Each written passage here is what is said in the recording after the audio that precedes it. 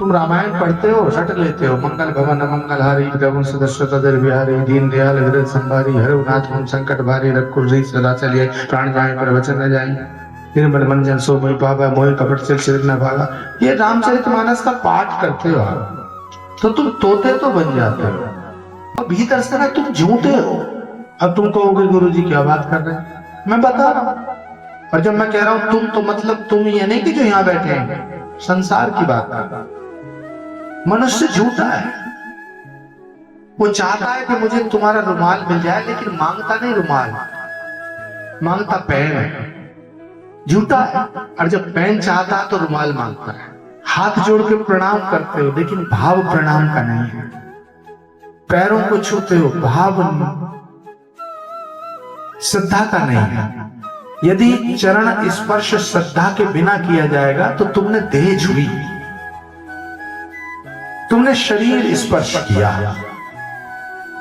और अगर शरीर के स्पर्श करने को, शरीर के मिलने को, जिस्म के मिलने को मिलना कहा जाता तो सारी दुनिया में प्रेम की गंगा बह जाती, क्योंकि एक दूसरे से सब मिले हुए बैठे। तो कारण क्या है? मिले हुए हैं, भीड़ है, पर मिलन नहीं हो रहा। क्यों? तन कहीं है, मन कहीं है। तो जब इस मिलने को मिलना नहीं कहते हैं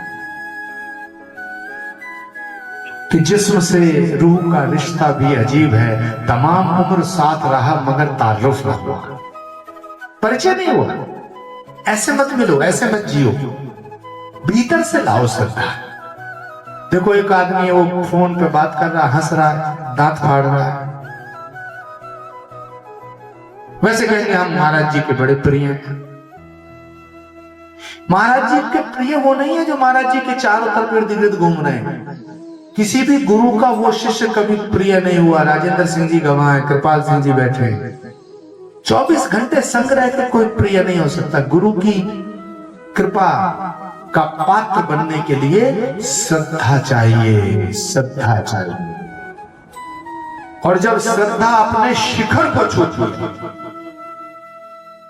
याद रखना मेरी ये बात, जब श्रद्धा अपने शिखर को छूती है तब समर्पण घटता है। और जब समर्पण घटता है तो माथा अपने आप झुक जाता है। झुकाना नहीं पड़ता, कहना नहीं पड़ता।